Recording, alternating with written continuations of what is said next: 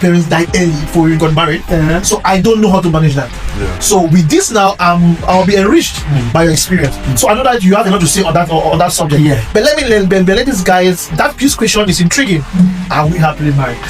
Because even me, I was dumbfounded. This morning I was speaking to my wife, and I asked her that, babe, are we happy? She said that no, it has flipped. It was maybe before 10 years, it was 70-30, but she thanks God that now we are 60-40. So at least 60. We are getting there. So I said that after 10 years, it gets rosy, it gets a bit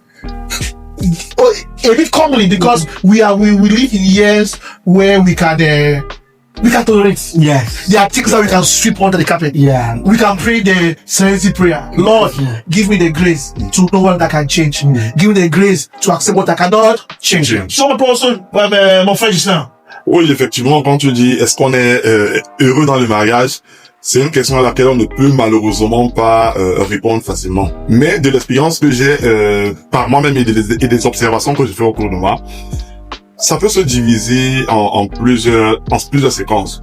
Généralement, les premières années du mariage, on dirait oui, on vient de se rencontrer, on se met ensemble, et oui, on est heureux, on est content.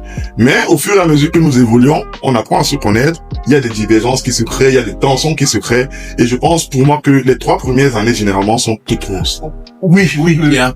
Roses, voilà. Après, ça peut être les 3, peut-être les 2, ou alors la première année, mais on commence toujours par quelque chose de beau, de fleurissant et tout ça. Mais, après 2 ans de mariage, peut-être après 3 ans de mariage, on entre dans un cycle de tension. Oui. On commence à vérifier le téléphone. On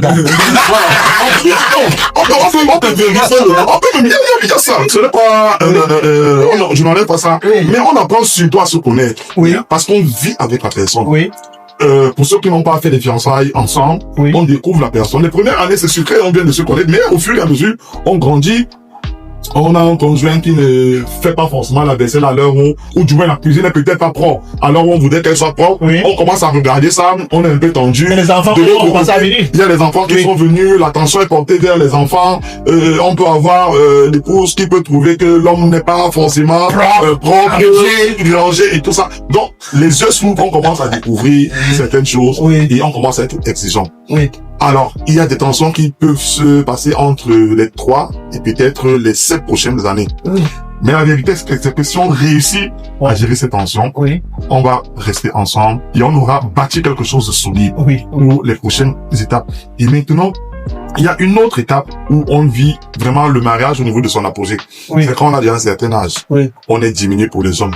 On n'a que notre femme à côté qu'on peut regarder. Et les femmes qui est disponible pour nous aider. Et j'ai envie de vous dire que c'est à ce moment qu'on développe un autre type d'amour. Où on est presque dépendant l'un de l'autre.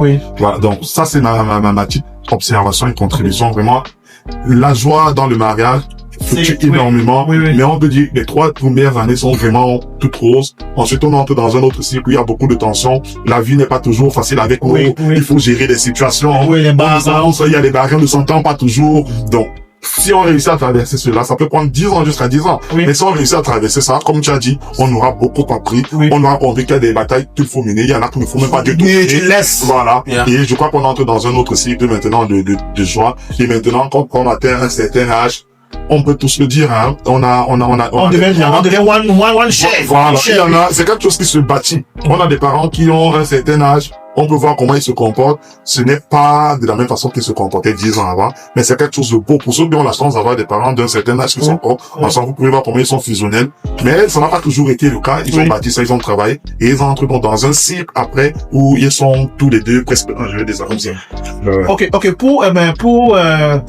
Pour dire quelque chose de un peu, pour ajouter les chiffres sur lesquels tu en as dit, les recherches nous disent que le mariage, le taux des divorces baisse quand l'année de mariage augmente. Donc on dit qu'il y a beaucoup plus de mariages dans les premiers 3 ans. Parce que les gens, il n'y a pas de bonding.